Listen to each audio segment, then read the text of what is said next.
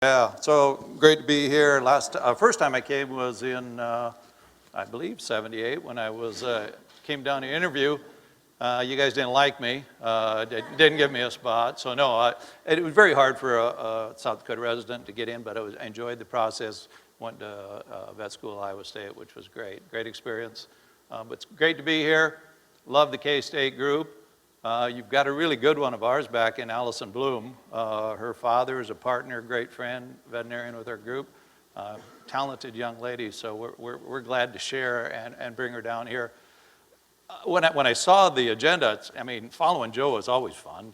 Joe's a blast. And sports family, Mark and John, long friendship, and they just do an amazing job. It's a great group. K-State group is amazing. And then I saw Leon's on. This Leon Dunn in I believe 1994, we were looking at building our first multiplier. Somebody said, you got to go down. The Dunn family just built one in Kansas. And Leon and Jan welcomed us and said, come on down and take a look at it. Well, we used so many of the thought processes that they had for what we did to build our system. And it's people like the Dunns that gave us our start. And Leon, I'll never forgive you for it. Or forget you for it. It was wonderful. Maybe forgive you sometimes too. And now I get the chance every fall to come down and do a little hunting down in the area. And Leon and I get to talk farming and pigs every fall around the table. So great relationship. I'm glad to see him on the program. They are the epitome of Kansas agriculture. You're going to hear a great story. So you're lucky to have them in the state. So I'm going to just tell you a little bit about our business. Jordan said, tell us a little bit about the business. And then I'm going to talk a little bit about my ideas. And when you get gray hair and less hair, you get some experiences. So I'll try to tell you some of the things that I see that have worked and some of the things that haven't worked when you start looking at the swine industry. So Audubon, Iowa, small county, 2,000 people.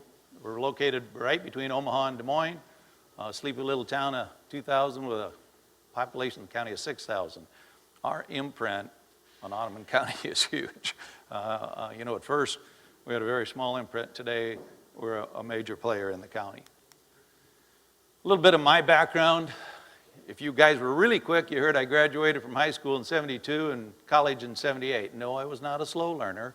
I stayed and farmed with my dad for 2.5 years. 1972, for you guys that remember, the Vietnam War was going crazy. I got my draft number. I was number 36. It's like, what the heck? If I'm going to go, I'm going to go. I'm not going to dodge it. I stayed out and farmed with my dad. They quit the draft in June of '72. Didn't have to go. And then I met my wife, and she asked me some really tough questions like, do you have a purpose in life? Which I thought driving fast cars, drinking beer, and chasing women was a great purpose. It really was. But she thought I needed more, which I did. And then I decided to go back to school, and the rest is history. So everything's good. DVM in '82, came to Audubon. How many people have stayed one place for 40 years? Not that often, but I was able to kind of change careers and not leave my job. And so it's been amazing. Great run. A couple quick things I thought you'd find interesting. I don't know if you've all heard of SHIC. Hopefully you have, Swine Health Information Center, formed by the National Pork Board after the introduction of PED into the country. Our job is to defend the boundaries and be ready for the next emerging disease, but hopefully prevent it. And it's been a great group to work with. Mark Schwartz has been on our group since the beginning. Gotta love him. He's the best, great thinker. Unfortunately, they made me chairman of that group and they won't let me off, but I told them I'm done. But it has been fantastic. And I think the work that we've done, Cassie Jones, we've done a bunch of work with Cassie. We are just the avenue of getting money out to talented researchers so they can answer questions that the pork industry has about how do we keep disease out of our boundaries. So I hope we're going to keep it out. I think we're doing everything possible, but we're also getting prepared in case something does come in. Then 2 years ago, I got appointed to the Racing and Gaming Commission in Iowa. We oversee 19 casinos in the state of Iowa. A frickin' pig vet on the Racing and Gaming Commission. And that's the strangest thing I've ever seen. But it's been fascinating. I just love it. It's just been a great experience. So you get a chance to do something that's way off hell, we gamble every day, right? Every day we raise a pig, we gamble. So I'm not a big gambler, but maybe I am. So I've learned a lot, and it's really been fascinating. And then there's my wife, Nancy, my 2 daughters, my 2 son-in-laws, and That's a cool group of people. That is a great, great fun group of people. Growing older is no fun, but God helps us out by giving us grandchildren because they're the best. They really are. All right, you can read our vision. I'm not going to read it to you. We try to live this every day. I think you have to have a vision in life. You have to understand where you're headed and what you're trying to do. And this is our vision, and we try every day to live it and follow through with it. How do we do this? We just tell people, do the right thing. Do the right thing. We all know what the right thing is. If you do the right thing every day, all the time, everything's going to work. So we tried to do that with core values of integrity. If I'm going to ask you, what's your integrity? Give me your level of integrity from 0 to 10. Everybody say 10. Because if you say 9, that means 10% of the time you're a liar. You're 10. And I love to ask the question to employees, what's your integrity level? 10. That's what you want to have. If you have high integrity, you have everything. Passion. If you don't love Joe's passion, you're in real trouble. You have to be passionate about what you do. If you don't have the passion, get out and move on and do something else. Fairness, you can't always win. Like to win all the time, you can't. But if you're always fair, losing doesn't hurt. Be committed, and then be professional in whatever you do, and I think great values. That's in 1982. That's a picture of me, second from the right. Obviously, I don't think I've changed a bit. You all noticed that. But that was when the paper came out in an article when I joined Audubon. 4 veterinarians, Dr. Mark Engel, for some of you that remember Mark, and then Reed Phillips down at the end with Berenger Engelheim. Chuck Snag was our senior partner at the time. Man, we ran hard. We ran really hard. Oops. When we started there was 4 veterinarians, 4 staff, 8 employees. That's all we had. Then today, 22 veterinarians. We've got a PhD agronomist, a PhD swine nutritionist. We've got several CPAs, 90 support staff, 500 animal caretakers with the addition of Midwest Livestock, and an additional 75 employees for a grand total of 750 employees today. That'll keep you awake at night. Nothing else does. Here's our structure. AMVC is our service entity. Under that is vet services, nutritional services, employee services, all the service entities that fall under us. VRI, we have a research a division that's based out of Ames, Iowa. That's all under it. Production, we do own some of our own production. We own roughly 75,000 sows that are under our umbrella that we own. We oversee about 150,000 sows, but we own about 75% of about half of them. And then with the addition of Midwest Livestock out of Beatrice, we were a large customer of Midwest, and 3 years ago when their owner at that time was 82, said, I need to do something different. He called and asked if we'd be interested. It was a great, great purchase for us, a great venture. We wanted the opportunity to have an impact on how buildings are designed and built in the future, because I think it's going to be a big, big part of how we have to look at the industry moving forward. It's really been a great venture for us. All right, here's the states that we serve, pretty Midwest-centric, with the exception of California, but otherwise we're pretty well based in the Midwest. And I'm just going to announce to you today that I'm thinking about running for president. That might shock you, but I'm thinking of running for president, and I have one item on my platform. I don't want to talk about anything social, no economics, COVID, forget it, foreign policy, nothing. My agenda is going to be to somehow to get rid of California.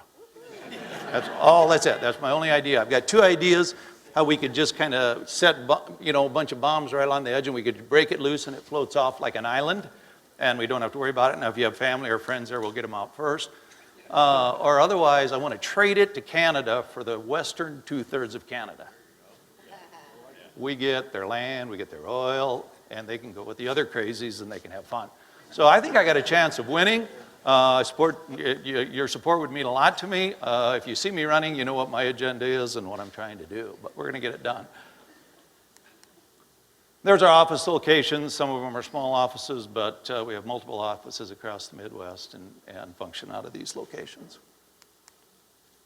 All right, so what I did when I tried to prepare for this, and man, Jordan, it was tough. It's like, how do you look at how to be successful? And we've got a bunch of successful swine operations here. So I look back on my career and said, what have I seen that have helped people be successful, but what have I seen that have also been really roadblocks and things that really have been a problem? Tim mentioned 1998. I owned pigs in 1998. I bought my first gilt when I was 8, and I don't think there's been a time in my life I haven't owned pigs. And I remember in December, Nancy wanted to go Christmas shopping, and I remember I'd sold pigs that day, and they brought $25.43 per head. And I wasn't in great moods to go Christmas shopping, but she had a favorite place she liked to go eat down in Des Moines called the Greenbrier in Johnston, if anybody's ever been down to Des Moines. We went for dinner, and the waitress came out. She was wonderful and telling us all the great meals they had, and the special was a prime pork. She said, it's amazing. You just got to have it. She said, it's $29.95. And I told her, I just want to have that prime pork because I want to tell my grandkids that I had a meal that cost more than the whole damn pig brought. And I might be the only person in here that's had a meal that, but that's how bad it was. I mean, thank God we're not in those situations now. It's easy to talk to this group today about profitability. As Joe said, it's been good and it's going to be good. There's great times. Heck, any schmuck could stand up and tell you how to be profitable. Buy more pigs, get more pigs. It's good. But hopefully, I'm going to give you some 15 keys to success. I'm going to talk them from least to most. It was difficult to rank and understand. This is my opinion. I've got the mic, so I can give you my opinion. Most of them are interrelated. I mean, there's multiple keys, but most of the time, they're interrelated. But what I hope to do is stimulate you to look at your own operations and say, what could I do better? Or, as we talked about Gretzky, where the puck's going, or Tim looking at Prop 12 and saying, I mean, what's next? I want you to think about some things, hopefully stimulate some thought processes. So 15, ownership structure. And I only put this on here because everybody knows you can have all sorts of structures. You could go from corporate to partnerships, sole proprietor, cooperatives, work with your own legal expert and design what's best, but I'll tell you two things that you have to be cautious of. Very early in my career, I started having a close relationship with a banker friend who introduced me to a bunch of bankers, and next thing I know, I was involved in the whole banking quagmire, and I got involved and called in a lot of times when entities were struggling and try to help work through it. I worked with a group of a very, very, very wealthy person who was just thinking he was investing $50,000 into a pig company. He didn't know it was a general partnership, didn't dig into it enough, put his $50,000 in, signed his name. When you become a general partner, you are totally responsible for everything. Everything. It's just not your percentage. You're responsible for everything. About $30 million later, he found out that was the worst thing he'd ever done. Be careful if you join a group, I don't care if it's a pig group or whatever, understand the legal structure of it and understand what your risk is. But more than anything, don't always limit yourself to your percentage of your personal guarantees. It's hurt a lot of people, and it's just a simple thing, but be cautious as you move into it. Cooperatives, early in my career, I saw a lot of cooperatives that were set up. Their function was totally screwed up. I mean, everybody was trying to get something out of it, whether they wanted to sell it to feed or sell it to pigs or do whatever. I concern sometime we've got to make sure as companies that support production are doing everything for the right reason, that we're just not building so that we can gain some other advantages for it. I really think understanding that the end goal is that entity has to be profitable, and that has to drive profitability. So be careful of the legal structure of whatever the entity is. Luck. I think in life, you just got to be a little lucky. Don't be afraid of it. Luck plays a lot of what happens in our lives, whether it's meeting our wife or something, how we got into vet school or whatever. My family always rides me about how lucky I am. Oh, you are the luckiest son of a gun in the world. I tell you, I think being at the right place and having the right attitude does an awful lot. That all of a sudden you just feel like you're luckier. That things happen and you create a lot of your own luck. The big key when you realize you just got lucky, jump on it. Jump all over it and act. I mean, acknowledge it happened and then do something. One of my best friends, this great guy, a banker, but I tell you what, every opportunity that came along, he analyzed it to death. By the time he got done analyzing, he talked himself out of it, and he had definite paralysis by analysis. When something happens, act on it, make it happen. I got to tell you, I think most businesses today, if they're really honest, they were a little lucky. Risk management, Joe. I think Joe Kearns is one of the most knowledgeable risk management guys in the world. So, Joe, these comments are not meant any different than say it is a tool. I made it 13th. If I didn't know Joe was here earlier, I'd probably moved it up just so Joe didn't leave mad. I really think it's a key, but it's not the key to profitability. You can be the best risk manager in the world, and unless you know how to raise pigs, it isn't going to make a difference. So understand, it's lender-driven a lot of times. A lot of times lenders are driving us to understand to understand our risk. Understand every time there's a trade, there's a winner and a loser. It helps avoid the valleys, but no question it's going to take out the peaks. You certainly didn't want to be hedged in 2014. I was one of the lucky guys that wasn't. I thought PED was going to be a nasty deal. I didn't have a damn thing hedged. 2014 will go down in history as a very, very fun year, and that's the times. If you got to be cautious on how you're using risk management in your operation. Used right, it has tremendous value. I listened to somebody the other day say, I make more money on my hedging account than I do raising pigs. I said, well, get the hell out of raising pigs. I mean, go out and just trade, you know. I mean, why do you want to have all the hassles of trying to raise a damn pig? So it's a tool. Used correctly, it's a great asset. But it's, in my mind, not a huge key to success. Other thing, review your success. I think some people might not be as good as they think they are. Then get with somebody that's good and make sure you understand. But understand, in the last 5 years, what has it done to you? Unfortunately, for some operations, not very good. Geographic location. Schwartz has already said geographic location is a priority to them. West versus east. If I'm going to raise pigs, I want to be in the western part of the United States. There's $8, and we're involved in production in the east. There's an $8 bill difference, and it's not going away. And it's part of its input cost, and part of it is just the market. And trust me, it's not going away. So I'd rather be west. Iowa versus Kansas. I am willing to work with any of you to set up a great sow farm somewhere in Sioux County, Iowa, if you're interested. God, no. It's a cesspool. Iowa is the cesspool of disease. I mean, we have it all. If you want to see it, come on up. I'll show it to you. We got too many pigs. It's not the right location for sows. Great place for finishing. We can work our way out of it. Terrible place for sows. You might think you're possibly biosecure today and you're one individual coming in and building a sow farm with a poor history of health in his flow, and you are no longer biosecure. So be very careful when you look at today, if you're expanding, where you expand and how you expand. Because I've watched so many places say, this is the most fantastic biosecure location I've ever seen in my life. It was yesterday. It's not today. So be very, very careful. But you got to remember, wherever you go, there's three things you got to keep in mind. You got to be close to markets, you got to be close to inputs, and you got to be close to employees. Well, we've got some sow farms in North Dakota. They are in the most biosecure spot they've ever been. But by God, this time of the year, nobody wants to work in North Dakota. It's a struggle. So understand where is the best location, and that's a balancing act as you move through it. Genetics, I think it's a key to success. I think, man, there's some good ones. PIC, DNA, Top Six, Norsvin, and more. They're great. There's some great genetic companies out there. Work with whoever who can service you the best. But I think the key when it comes to genetics is learn how to manage your genetics.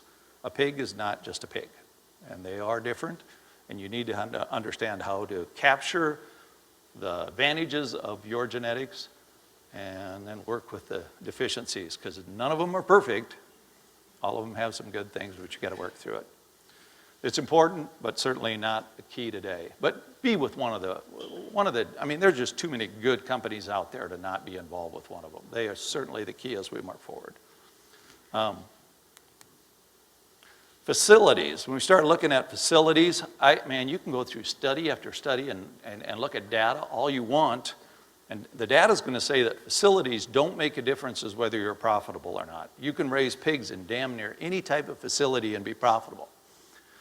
The key, I think, is looking at building the best and planning for the future. The things that I've seen that people have struggled with and have caused people to not be successful is paying too much for an old facility. Pay too much and put it on principal and interest, make it on payments, 10-year payments, and 7 years in you realize you got a boatload of money to spend, and so you pile repairs on top of principal and interest payments, and the next thing you know, holy smokes, you wish you would have built. So be very cautious. There's going to be a bunch of old used facilities out here for sale, and I got to tell you, I think most of them need to be pushed under.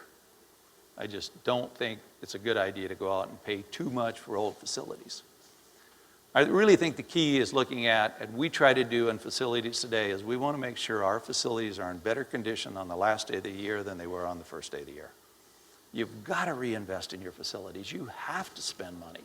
If you don't, pretty soon the number is out of control and you just don't know how to catch back up. Prop 12, the efficiencies, I'm going to come back to this one. So I had it at number 10. Just keep that in mind as we talk forward for a little more. Nutritional program. Mike, don't throw something at me, but I mean, I think I probably should have put it higher because it's the number one expense. You know, we've got to make sure we understand our costs. Toll mills versus your own. I'll listen to some people that are in the right location. If they've got toll mill operations that are very, very cost competitive, there's no reason they should own the mill. In some places, it's the best thing in the world to own your own mill. It's really what fits your operation the best. And you know that, you'll have to work through it. But when it comes to nutrition, work with the best. Work with the best. Don't just work with somebody because he's your friend or your neighbor or down the road. Work with the best. I really don't know whether there are a heck of a lot of secrets out there anymore. I don't think there are. We hired a young nutritionalist, PhD nutritionalist, 5-6 years ago, Trey Kellner. I got to tell you, Trey's not here, is he? And if anybody you tell him this, I'll hunt you down. He's amazing. He's amazing. It's the best thing we ever did. He's worth what 2 veterinarians are. And that hurts. That hurts deep, you know. He is amazing. So you can't have him. We put a ring on his finger. He's a partner now. So, I mean, he's not going away. But go out and find Trey Kellner. Find somebody like him, or find Mike, or whoever you can work with. Work with the best. You just got to. And then, I don't know if I can give you any more than number 9. 8, leadership and leadership team. When it comes to leadership, and I'm considered a leader, but I'm on my way out, so I keep telling the new leaders when they come forward, understand you set the mood. My job, I think every day when I walk into that office, even when it's bad, it's easy now, man, we're all having fun, we're all making money, it's great. It's easy to be happy. But through COVID and $8 pigs and everything else, they're looking at you to assure them that they've got a future. They're looking at you that you're not scared. They're looking at you that you're confident that we've got a plan to come out of it. You set the mood. I don't care what you do or what you lead. If you're in that role, understand every day you come in with a bad attitude or you go down and hide in your office, you just told your employees what you think about the future of this company is. That's your role. That's your number one role. As a leader, expect much. There's nothing wrong with that. Give more. Give more. When a young professional comes in, I love to buy them. Them young, talented kids are amazing. Amazing. But one thing you got to understand, they're not going to run my butt over, and it drives me to go faster and better. So I think that's all good. Strategic plan. I think every business needs to be strategic today. You need a strategic plan. Where are you headed? I don't care if it's ownership, operations, health, nutrition. Don't worry about not having all of it. Don't worry if you don't own packing. Don't worry if you aren't involved in this portion or that portion. What are you good at? Do you raise your own grain? Do you own packing?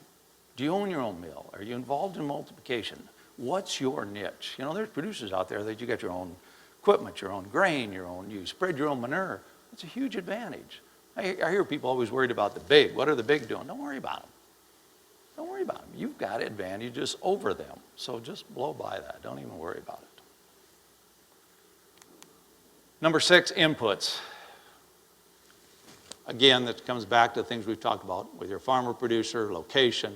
Concentrate on your key inputs. Grain, energy. Energy is going to be a big deal moving forward. Things that Joe was talking about. Carbon credits. Really be careful in looking at all these things looking forward.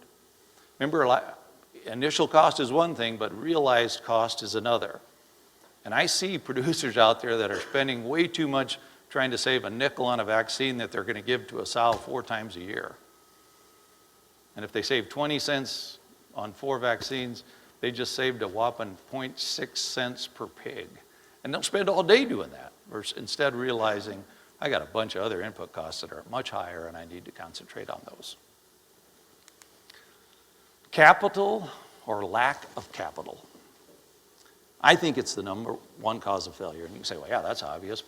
People run out of money. No, they run out enough money that they quit making their own decisions. Someone else is making their decisions for them. You never, ever want to do anything unless you have the capital up front to do it. If you say, I'm not sure I have enough capital to do that, well, then don't do it, because you'll never catch up. It's really hard to catch up unless you get lucky, and that's another thing. Lack of capital forces extremely bad decisions. When you make bad decisions, it reflects all the way through your operation. When you have the capital, you make smart decisions, you move forward, and you stay with your strategic plan. When you're short of capital, you make bad decisions. Never extend or never run short. And that's probably easier said than done. You say, no, just don't get into a position that you're overspending what you have the capability to do. You got to wait for that call on Sunday night. You certainly don't want to get on the phone and make that call. And over a 40-year career, I've gotten 2 calls on a Sunday night after 6 o'clock. We're in trouble. And those are painful. Those are painful when you've got to sit and listen to somebody and have that phone call with them. You don't want to ever make that phone call. Always understand who you are from a capital position and never run short. People and employees, and I got to tell you, Tim touched on it. I got a few other things to share with you. I think we're in a near crisis situation. And I'm not just talking the pig industry, I'm talking across the United States. There just aren't enough employees out there today if we're going to continue to expand our economy like we would like to. They're just not there. These employees are wonderful. Schwartz's are, what are you, about 20%? I think we're 22%. And that's fantastic. They've been an amazing employee. We have 4 TN employees today that are managers. They're talented, they're amazing, they're great workers. But we're one stupid government decision away from not having them. And that ought to scare the hell out of everybody that has a TN employee. I mean, I've seen them screw up enough thing over my career, they could screw this thing up too. I mean, we've got to figure a way to get legitimate employees into this country. We need them. Need them bad. In Iowa, we've got 80,000 less employees in October of 21 than we did in October of 19. And yeah, you can say that's COVID driven. Yeah, it was. Some of it was COVID driven. But we've got businesses that are expanding, and we've got a workforce that's going down. U.S. population today is 18.5% Hispanic. College students today, overall enrollment, 21% Hispanics. If you think today's Hispanics want to continue to work, in sow farms, you're smoking something that you shouldn't be smoking anymore. They want, the second generation, third generation, they want to do what you're doing. And they're going to do it because they're smart, they're hardworking, and they're driven. They're amazing. And they're going to own the businesses of tomorrow. And we got to figure out a way that we can do it differently, or you're going to be working for them. I mean, that's the fact of life. They're educating themselves. They're getting themselves in position. The idea we're just going to keep bringing people in and we're going to have this unlimited workforce is done. It ain't going to happen. We need to think about it and do something different. This is labor force participation rate. We hit a peak sometime in 2000. You can see what COVID did, but this is the workforce out there that's available to us today. It's decreasing, and the trends don't look good. You know, we gained all the females that came into the workforce. That was all driven by females entering the workforce. My oldest daughter decided right through COVID, she was director of youth ministries at her church. She said, my kids are sitting home alone. I'm not doing this anymore. She quit. I don't think she's going back. They've decided they like their lifestyle. I don't think she's going. She's out of the workforce. My wife left the workforce 10 years ago. It's changing. And with this, just say a static demand, it's not a static demand. Baby boomers. That's us baby boomers. We were leaving the market anyway. Look what happened to COVID. We really left then. Scared to death of COVID, we left. And I'm going to tell you a secret about what happens to baby boomers when they retire. They're not coming back. They're gone. They're not coming back. So the idea that we're going to get more of them to come back in the workforce, no. This is really, I think, just fascinating. This is a graph that shows production versus payrolls. We are learning how to produce more with less people. That's as a country. As an industry, I'm not sure we have. So Tim, don't take this. I'm going to give you some thought process on it. I think I got to remember what I had. I think part of what we need to look at is what can we do so we could potentially do more with less. I had dinner the other night with a wonderful individual. Ron Ames is his name. He and his brothers own one of the largest construction engineering company in the United States, based out of Minnesota, up in Lakeville. A fascinating man. 5 brothers, all farm kids. Each one of them bought a Caterpillar and started this business in the 60s, and now they have over 4,000 people. They built the Denver airport. They just signed a deal in North Carolina. They'll be there for 2 years moving dirt with 40 large pieces of equipment for a Toyota factory, a battery factory that's going to supply batteries for all Toyota's new vehicles. Ron says, we're excited this summer because Caterpillar is bringing us 15 of the large Bobcats. They're large Bobcats. And he said they're set up so we can run all 15 of those Bobcats with one person. One person is going to run all 15. He said, Daryl, 3 years from now, we expect to have we'll have 15 Caterpillars on a site like this run by one person. What the heck are we doing as an industry? What are we doing to think about what we need to do in a shrinking employee environment to be more efficient? So that's when I got back to facilities again and said, maybe we got to make facilities a higher priority. If Prop 12, and I don't think it is, it's when, if God forbid I don't get elected president and California doesn't going to go away, then we got more of an issue. Employees, this employee issue isn't going to go away. Understanding, I think the availability of TN visas over time is going to decrease. I think we're going to struggle as just everybody captures and says, this is the most magnificent thing that ever happened. Pretty soon that well runs dry. And then where the hell we go? Too many facilities we have out there that have a 20, 25-year life expectancy, and they're going away. And as Joe said, we're not building anything. I'm glad you guys are building some, because there's nothing being built. The cost is just off the charts. We must start looking at designing facilities that are the most employee efficient possible. Is it conceivable that we could run a barn with 1 per 800? I love to overstaff, but I'm telling you in the future, I don't know if that's even going to be possible. It's hard enough to get people that are driven and love to and want to come in and work in a sow facility. And as we look at what the future is telling us, it's only going to get worse. So I think, I'm going to ask you guys that this group, you've got to drive innovation. We've got to drive innovation of what we're going to do in the future to make a much more efficient system than what we're building.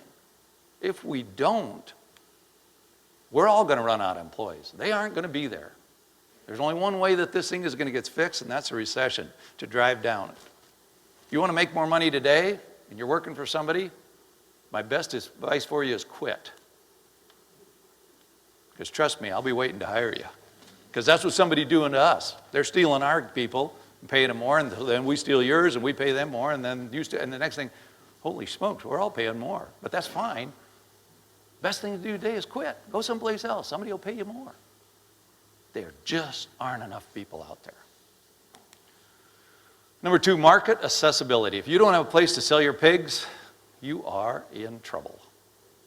If you don't have a relationship, or you're not aligned with a packer if you're finishing pigs, or you own your own pack, you are in trouble. I don't care what you are, but you better have a long-term strategy of where you're going to go with your pigs. Either own packing or get aligned with it. If you don't have a home for them, what the heck are we going to do? And we saw that in COVID. People dance around trying to find a home for your pigs. Be aligned. It seems so simple, but if you don't have a great relationship with your packer, get your butt in there and get one. If you're selling a weaned pig and you don't have a great relationship with the person that you're talking to, get in there and make that relationship stronger. All right, one left, and I wanted to have my big smiling face on there and say, number 1 secret to success is a great veterinarian. But you can see I never even talked about veterinarians. To me, veterinarians, nutritionalists, your bankers, everybody, that's part of that leadership team you're going to develop. We're just a small, small peg in the whole world. We really are. I mean, your vet medicine cost in your operation should be 1.5% of your total cost, or nothing. Hopefully we have a big impact. As I said, nutritionists, damn it. They're just so much more valuable. It just aggravates me, but it's the truth. We have a small imprint in what happens. But to me, the number 1 key to success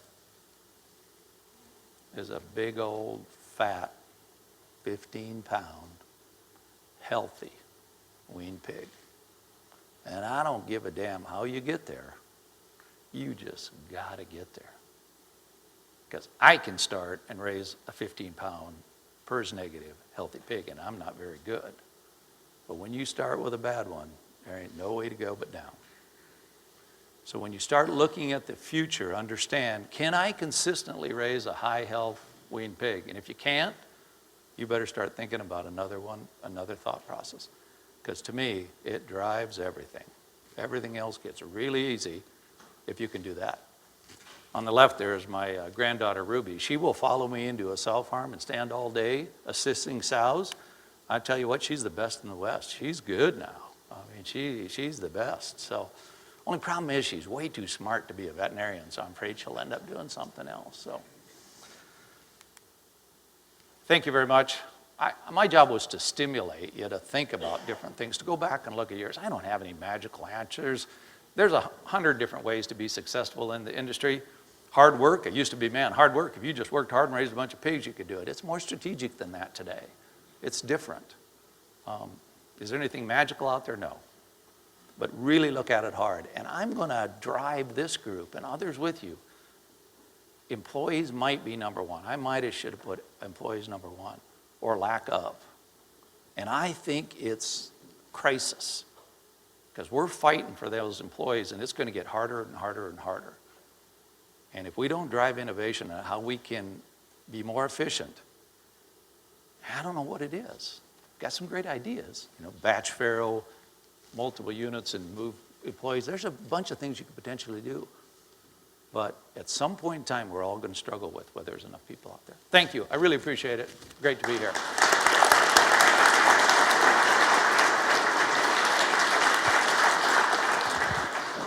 Thank you very much. We have time for a couple quick questions if you would like.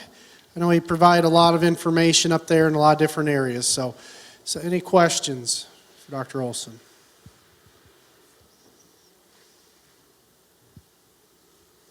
Hey, everybody wants lunch. I get it, man. I'll be around. Yeah, we all know that's coming quick, but really, if there's any questions here? Yeah. Yeah.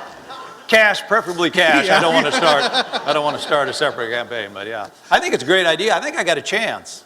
Yeah, I think the exploratory committee meeting. Yeah. It's in Aggieville right after this, so that's where we're all going to move to. Any questions?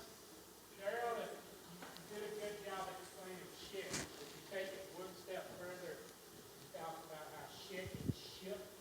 I want to be careful how I say this. Yeah, you got to be really careful when you say it. We're in really some interesting times now. And as I said, Pork Board just refunded Schick with an additional $15 million, which was amazing, because that's what we needed to know that we had a long-term future. We're in the process of hiring another assistant executive director. Paul Sundberg has been our director, and Paul's going to be retiring, I think, probably within a couple of years, so we need to move forward. I mean, Schick's role has been to understand new emerging diseases. I mean, most of you had never heard of PED. Well, I'd heard of PED, but I wasn't prepared for it. When it hit it, it's like, what the heck is this? So we don't ever want that to happen again. We want to be prepared. More than that, we want to keep it out. So understanding what those risks are, and then making sure, understanding, Cassie's done some amazing work in looking at how can we stop it from coming in feedstuffs. We're quite sure PED came in feedstuffs. How can we stop that from happening with another disease? So I think that's the primary role. We receive money, we look at research projects, and then we fund those research projects focused on what we can do to keep disease out. SHIP is new. A project led by Roger Main is leading it, and he's trying to base something after the poultry industry. The poultry industry has a system in place, USDA driven, where they're looking at how we can make sure markets stay open in the case that we get a foreign animal disease. And that's the primary drive of it. I mean, in case we get it, can we regionalize? Can we get so that we understand that this region here is without ASF, and that product can be moved? And I think it's gained a bunch of traction. I think it has a great opportunity to help us, and all it's going to do. It's a little scary for the producer in saying, do I want USDA to have more control over my operation? That's the main thing I hear from producers. No, I don't. Nobody likes to have the government involved anymore. But somehow, understand, if we get ASF, the government comes in, then the Red Book comes into play. I mean, the Red Book controls everything, and we don't have a say anymore. This is what's going to happen, and it's driven strictly by USDA. This is an attempt to understand that what could we do to get ourselves ready in the case of a foreign animal disease or ASF outbreak to make sure that our markets stay accessible to us. That good? Okay. Very good. All right, I think with that, let's give Dr. Olsen one more round of applause.